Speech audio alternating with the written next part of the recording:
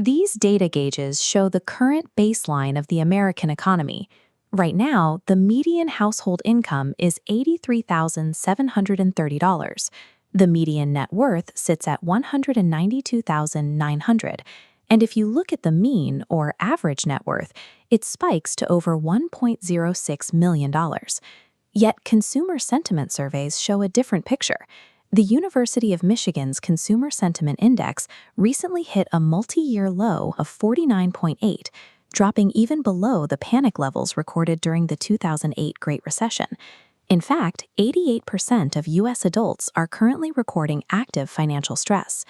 How can mathematical wealth be at an all-time high while financial panic is simultaneously peaking? These calculations rely on a single blended midpoint. In practice, the average American is a statistical ghost that hides a deeply fractured economic reality. This distribution curve illustrates the distortion in that $1.06 million average net worth. A massive concentration of wealth at the far right, the top 10% of households, holds 67% of the nation's wealth, pulling the mean far away from the center. That leaves us with the $192,900 median, the exact middle point of all households. But even this more grounded number deceives anyone trying to understand a typical household budget. Factor in property ownership, and this median bar violently splits.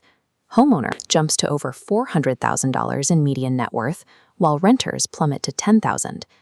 The majority of that homeowner wealth is accumulated home equity, value trapped inside the physical house, not liquid cash. For those who didn't secure property before the recent housing booms, the $192,000 median wealth figure describes an economy they simply do not live in. Here is a horizontal axis mapping out wealth by race. We drop a marker for white households at roughly $284,000 and another marker for black households far down the line at around $44,000. The national median is just empty space between these extremes.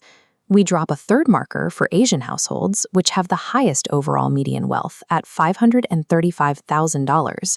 But looking closer at income, that single marker shatters into widely scattered points. Indian American households earn upwards of $145,000, while Vietnamese American households earn closer to $80,000. You might assume these wealth gaps are the result of differences in salary. To test that, economists use an apples-to-apples control, comparing households in the exact same income brackets.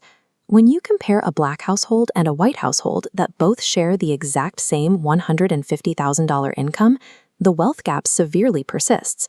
The white household holds significantly more accumulated assets despite earning identical paychecks. One driver of this gap is asset composition. White households are statistically more likely to hold wealth in high-yield assets like stocks, while black households hold more wealth in lower-return assets like savings accounts. The other drivers are generational inheritance and historical access to compounding property values. This multi-line chart tracks costs versus the $83,000 median income from 2010 to the present.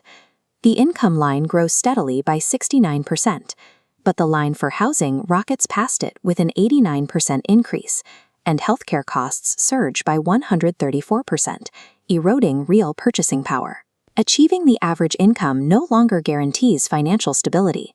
Structural advantages and explosive living costs dictate outcomes far more than the size of a salary. The $83,000 income and $192,000 net worth serve as a mathematical compromise between those thriving and those barely surviving. The United States has shifted into an asset-driven economy. Paychecks determine current consumption, but long-term survival relies on physical and financial assets and the generational foundations you started with. When economic headlines broadcast record highs, remember you cannot spend a statistical average. You can only spend what is actually in your pocket.